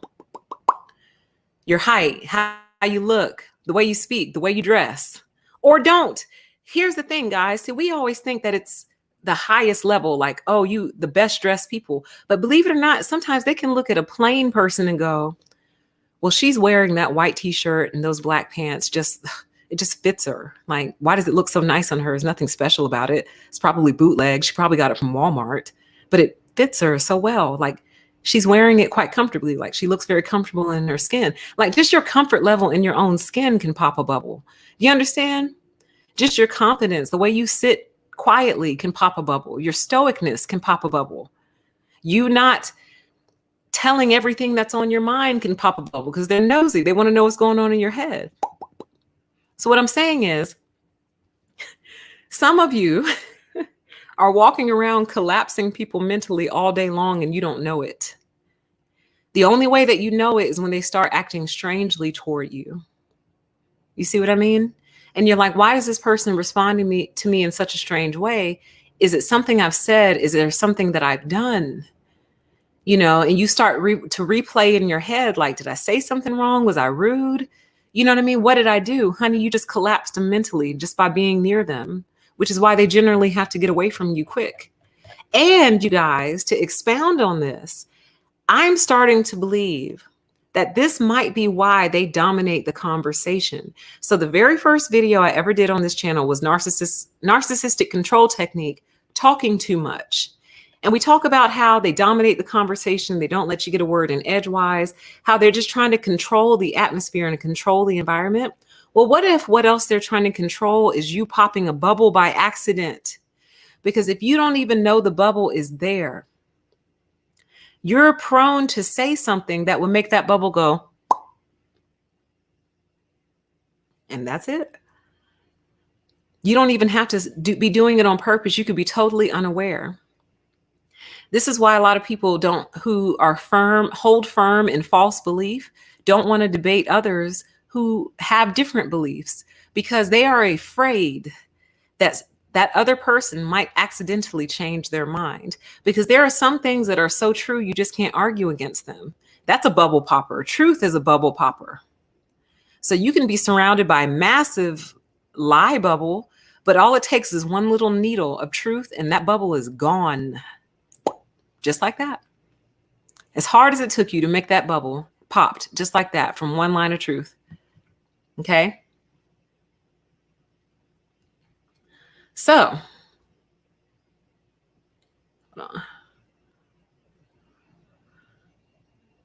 I thought that was profound. So part of the reason they control the conversation is so you don't ever accidentally pop their bubbles, guys. They have to make sure it doesn't happen. That would also be why they have landed on a couple of different subjects and they just repeat them to you, because to take the conversation in any other direction is to run the risk of getting a bubble popped that you don't even know is there. You see, it's like if somebody leads you into their home and they want you to follow they put some tape on the floor and they're like, please only walk on the tape. And you're like, okay, no problem. But why? Should I be afraid? And they're like, oh, no, don't worry about it. There's just tons of bubbles around you. And if you accidentally lean to the left, or right too far, you'll bump into one of them and you'll pop them. And it's like, oh, okay, well, maybe I shouldn't come in here. It's like, no, come. Just please don't pop any of these bubbles, okay? Here, I'll hold your hands to make sure you don't drift to the left or the right. That's what it is. I will lead you through this conversation because I don't need you accidentally exercising me, and I don't need you accidentally popping any of my bubbles. All right. All right, let's move on. And then we're going to round this thing out here soon, guys, because literally I could be here all day talking about this. I really could. I really could. Oh, that's scary. It says the Bible says our gifts will be given to others if not used. Merciful God has to heal, deliver, wake us up from toxic people, then open proper and safe doors. So that was a response to, there was a question that came earlier, do I sing? The answer is yes, just not on a professional level or scale or anything like that. But it is a true passion. It's been a lifelong thing. Been working on it for a long time. Took me a while for I felt like my voice to change. My voice didn't change until I hit like 30. It's so weird. So I feel like I kind of went through like a puberty with my voice. So strange. But anyway, it is something that means a lot to me. So on a video I was thinking through, this is just an aside, but I was thinking of doing a video called All the Reasons I Don't Come on Camera, because there are many. And one of them is, once I come on camera behind permission to exist, I am permanently branded together with that. Now, there's nothing wrong with that. I'm very proud of my channel. I'm very proud of everything that we've accomplished here. But I want you to picture Iyanla singing, okay? Now we love Iyanla. We love the work that she does. We know who she is. We know her lane. Picture Iyanla releasing like a Christmas album. Without regard to how good it is, Iyanla might be able to blow. You know what I mean? But does it ever stop being kind of weird? Like if Iyanla suddenly started singing for you guys and like doing little mini concerts, would that ever not be weird? So it's the same thing. It's like from a brand perspective, it's like I would rather be branded as the singer first and then have them discover, oh, guys, by the way, she has this amazing YouTube channel that, you know, has been like healing people before she ever even came on the scene. Like, that's what I prefer. That's what I would want.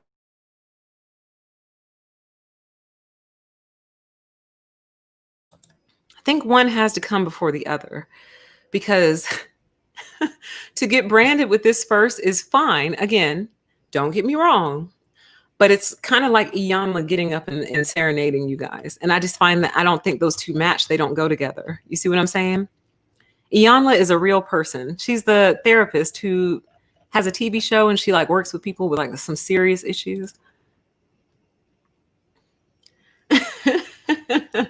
All right, let's see. Oh, I believe it. Let's see. All right, so let me grab a few more of your comments and then we'll get out of here because there is no adequate debrief to debrief what we heard. Some things can't be debriefed. They just kind of exist on their own, but I thought we would at least attempt it and give you all somewhere to talk about it and get your thoughts and ideas and things out since we both left you hanging that night. Let me see. He was streaming from Korea too, by the way, you guys. I forgot to mention that at the start of the show, but the reason we went on so late is because he was streaming from Korea. So I thought that was, we are having a global influence over here. Global. All right. Okay, so let me, oh, I wanted to talk about this one. Let me throw it. So this is my paraphrase that I'm getting ready to put in the chat.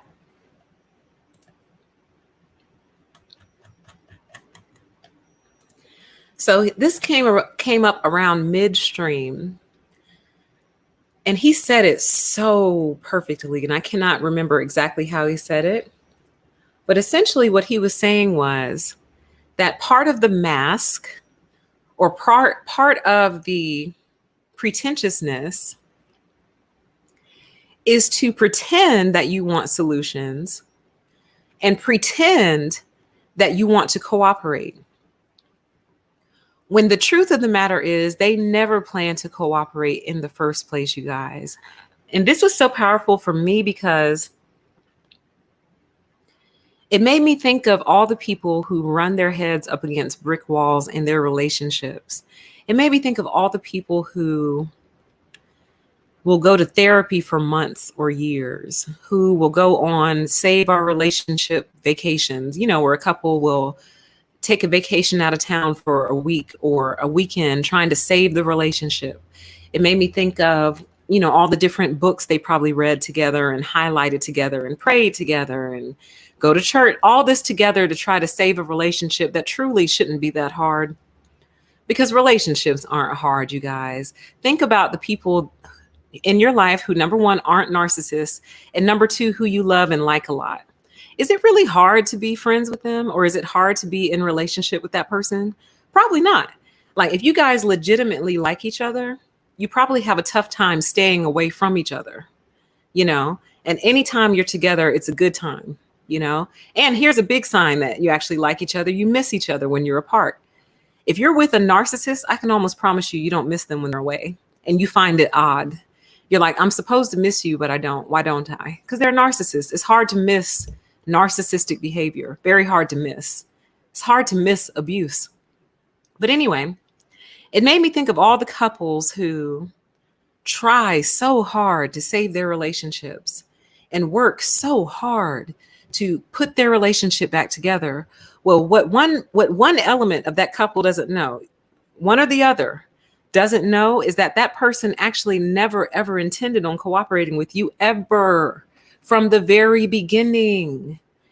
It was an act from the very beginning. The cooperation was fake. The cooperation was make believe. It was pretend. So what you're running up against is the reality that they never actually intended to cooperate with you in the first place. Never. And that's mind blowing, because it's like, you'll probably say to yourself, it's almost like they don't want this to work. It's not that they don't want it to work. It's that they want it to work without their cooperation. You understand? So that's the confusing part, because you're like, well, why won't they just leave the relationship?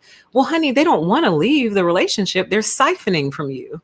They just want to be able to stay in the relationship without actually participating in it. But because you're human, you struggle with that. You're having a lot of difficulties with that.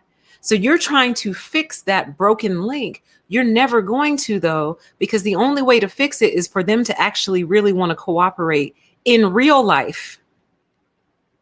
The cooperation is make believe, it's pretend. So when they humor you by going to therapy or counseling or whatever, that's all they're doing, is humoring you to kind of extend the relationship out a little bit more. That's all. But they never actually intended on cooperating, ever. And I just think this is so major. And I think if people really knew this, they wouldn't waste so much time trying to fix their relationships. Because keep in mind, guys, in my personal opinion, relationships aren't that hard. They only become hard when you have one of the spouses or partners refusing to participate and cooperate with life itself. That's when relationships get hard. But other than that, relationships are not that hard, y'all. They're really not. Is it hard for you to love your pets? And then you would say, PTE, those are animals. You know, they're not people. But I'm like, but love is love, though. So isn't it easy for you to love your pets? And what type of behaviors does that love produce out of you? Okay, so then why isn't this person producing those behaviors out of you? Probably because they're insufferable, narcissistic freaks. And it is very hard to love an insufferable narcissistic freak. It is very easy to love their make-believe image. Okay? Let's see. What else did I want to talk about?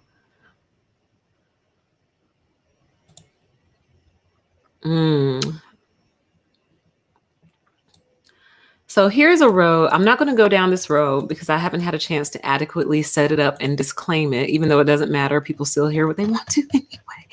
But I want to talk about this really quick. And if he comes back soon, and we do that topic about men and women, I want to bring this up because he said, her positivity will instantly break down that demonic bubble. And here's what this made me think of. And you all are just going to have to forgive me. We have to go into gender a little bit. Okay. But this made me think of the bad men. I'm using a qualifier, meaning not all. The bad men. Which men? The bad men. What type of men are those? Men that are bad. Are all men bad? No. So am I talking about all men? No. All right. The bad men in our world, and the ones who've signed on to the oath that he was mentioning, part of that contract is the hatred of women, run into a woman with positivity who instantly shatters their bubble, right? And we've all seen it happen. And one of two things happens when this happens to a bad man. What type of man? A bad man. Are all men bad? No. We're talking about bad men. Note the qualifier. Bad men will do one of two things. They will shrink away in embarrassment and shame because they feel like this woman can see through them, basically. That's what a lot of times when you hear people say, you see right through me. In other words, that person has popped your bubble and they're looking right at you. Or like Rashid was telling us, let me set it up the way he said it. The dumb bad men will shrink away and shirk away and kind of, retreat. The smart bad men will say, oh, I can get some supply from her. So let me try to pop her bubble, because when I pop her positivity bubble, now she's going to generate negativity that I can feed off of. You understand? So when a woman who's emanating true positive energy stumbles across a bad man, he either shrinks, retreats, and runs away out of fear, or he comes closer in an attempt to pop her positive bubble and extract negative supply. So that's a concept we'll bring up on another show. Not going to dive into it deep, but it was just something I was thinking about as he was speaking. Okay. Let me try to grab a few more of you guys' comments before we get out of here.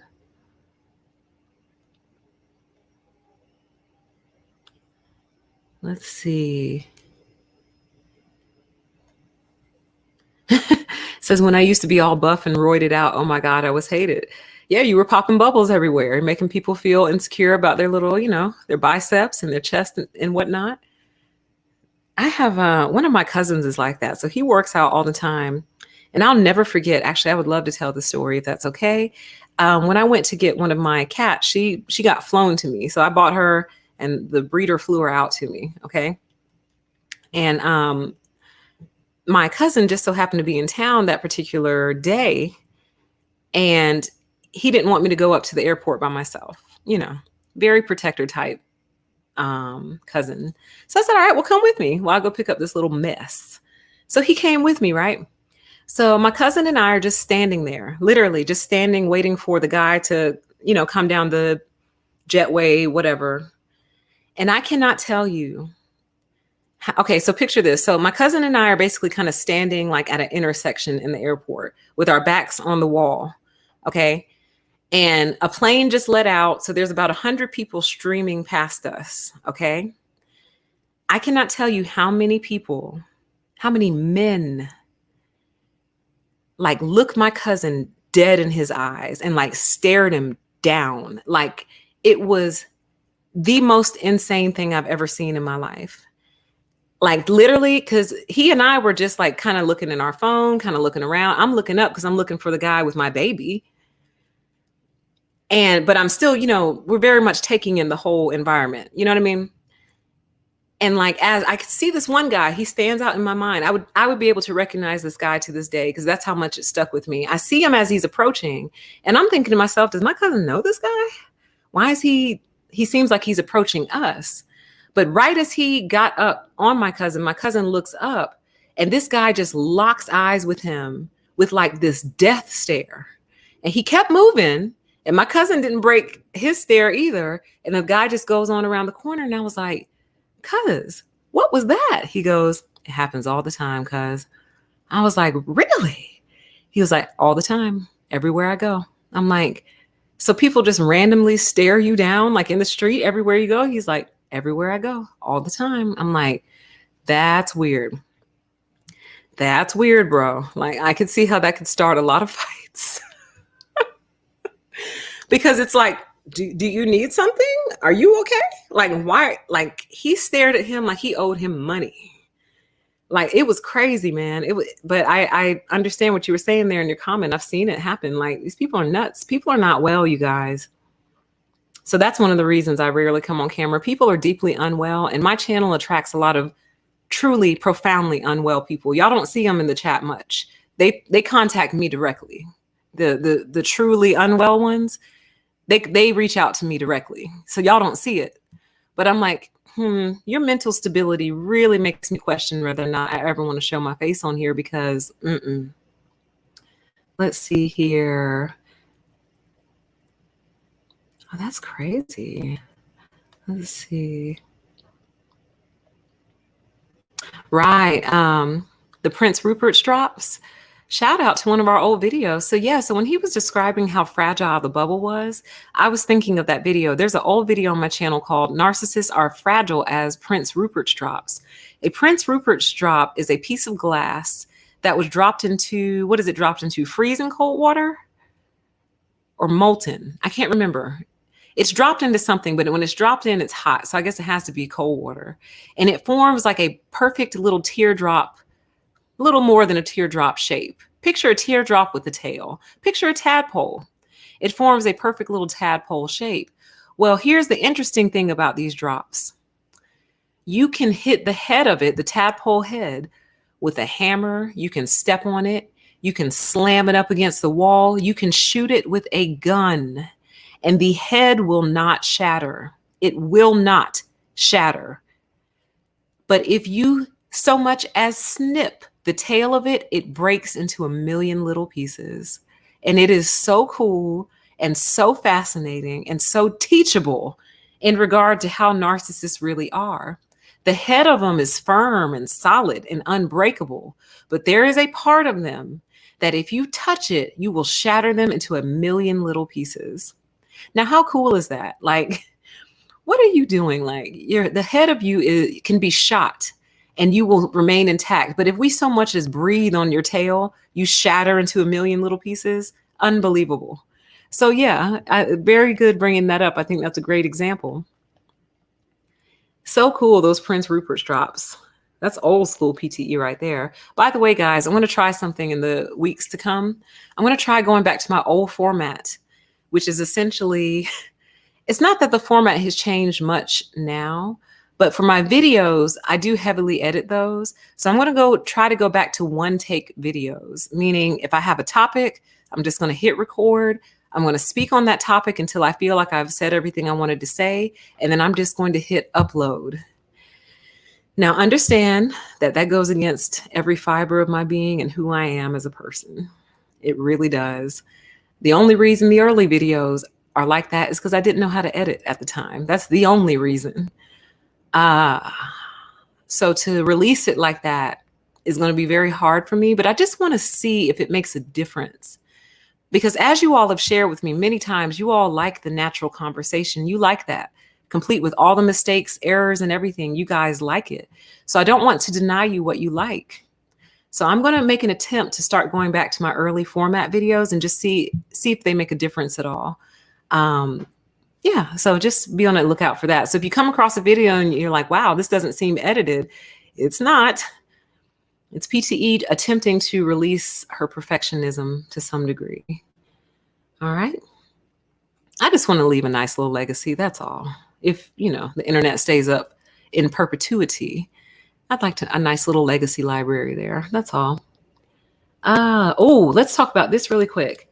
Dang, every time I think I'm going to close up, it's not possible. And this isn't even all of them, y'all. So I thought this was amazing. He said, the bubble works in bad situations. If they go to safe situations, that bubble dissolves in days. And so then I wrote after that, note to why the ghettos persist. So what I mean by that the back end of that comment is, if you just listen to the whole live stream, he and I got into a conversation about the Black community. And long story short, the conclusion that I came to based on what he was saying was the Black community is having a lot of struggles for two reasons. One, the demonic system itself requires someone to be on the bottom. It requires misery, and it requires some level of misery at all times to be fed off of. Okay.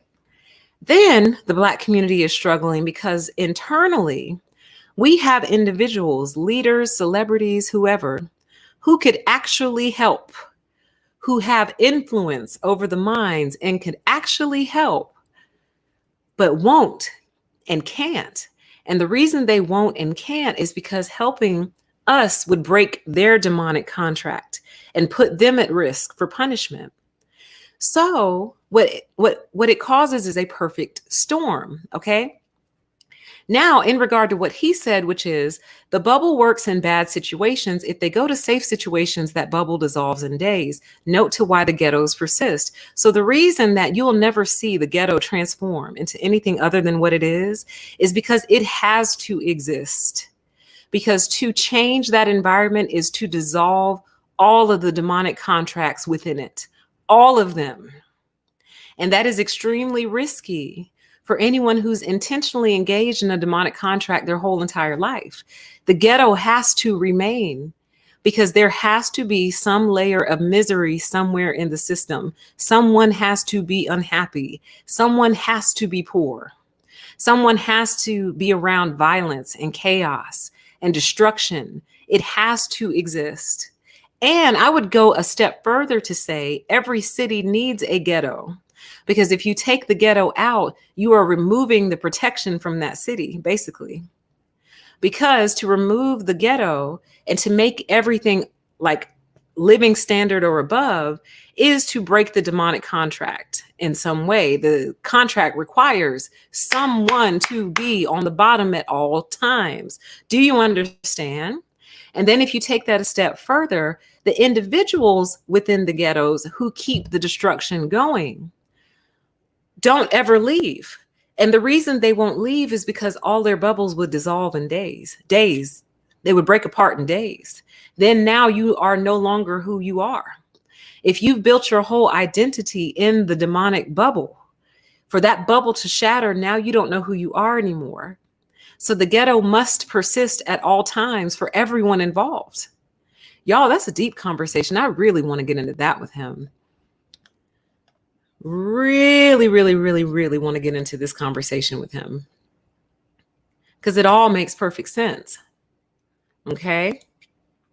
And then let's pull. Actually, I didn't write this one down. Dang, my mind started getting blown and I got carried away. So I want to bring this one up though, because it relates to the political.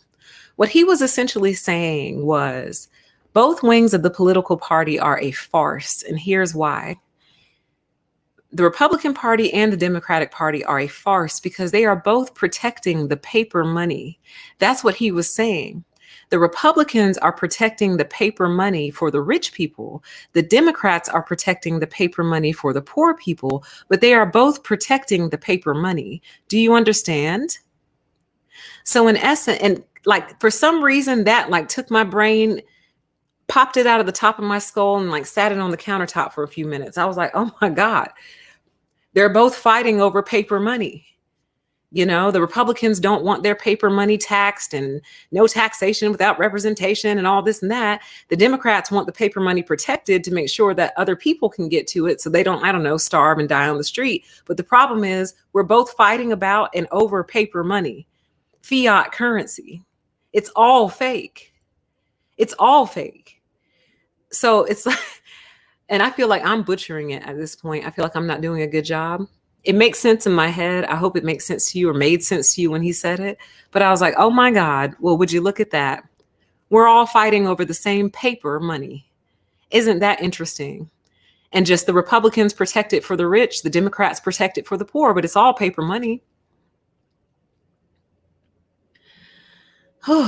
So anyway, you guys, you know, obviously I could go on and on and on about this. I really could. I would love to, but I don't want to strip it apart. I don't want to ruin it, especially for those who've already seen it. And also because really there's not much for me to add to it. All I can do is give you my epiphanies. There's more, but you know, we would be here 6 hours. But you'll hear these epiphanies come out as we talk through our different content here and there.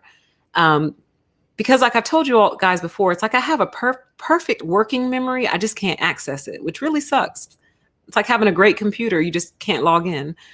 But the good news is that great computer will like spit something out every now and then when it's relevant. So that's good. So the computer is on. I just can't, you know, use its search engine, but no worries. So I say that to say, you know, I've absorbed quite a bit of that video. He and I spoke before and after. I absorbed quite a bit of that as well. So I guarantee my learnings, my epiphanies, and everything that I want to share with you guys will come out over the course of our next few live streams or just over the course of this channel. I will have Rashid back on by popular demand. I will check with him and just kind of see what works for his schedule. You know, let's not wear out our welcome, okay? But I do think he enjoyed it. I hope he did anyway. And we will have him back. Let me know what topics you want us to discuss. The two topics that I want to talk about are this strange war between men and women that is taking place. And the other one is, you know, what's up with the Black community, basically. Give us some historical, give us some spiritual, give us some current state, give us some, where do you think this is heading? Where do you think this is going? Like, I want to talk about it like on a supremely high level. I really do. And I think that's exactly what we would get, obviously. But yeah, guys, I appreciate you doing this debrief stream with me. I hope you enjoyed it. I hope it was helpful. I'm sorry it didn't come right after the show, but I'm actually kind of glad it didn't, because that gave everyone a couple days to digest the information and really kind of let it settle down somewhere in their spirit. So as you're watching and coming up with new revelations and new ideas, do please leave those in the comment section down below. And it was great having you. It's great seeing you again.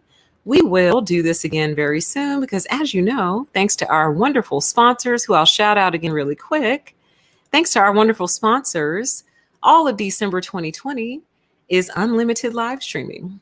And we have sponsors for January and February and possibly March. So they are coming. So we have more unlimited live streaming coming.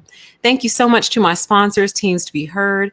Do please go check them out and do please contribute. They're doing a wonderful thing for teenagers right now, especially in this crazy, crazy year. They're still keeping it going. So let's show our love and support for what they are trying to do for the youth. Okay. And with that, you guys, thank you all so much for being here. I hope you enjoyed the show, and we will talk again very soon. Okay. Bye.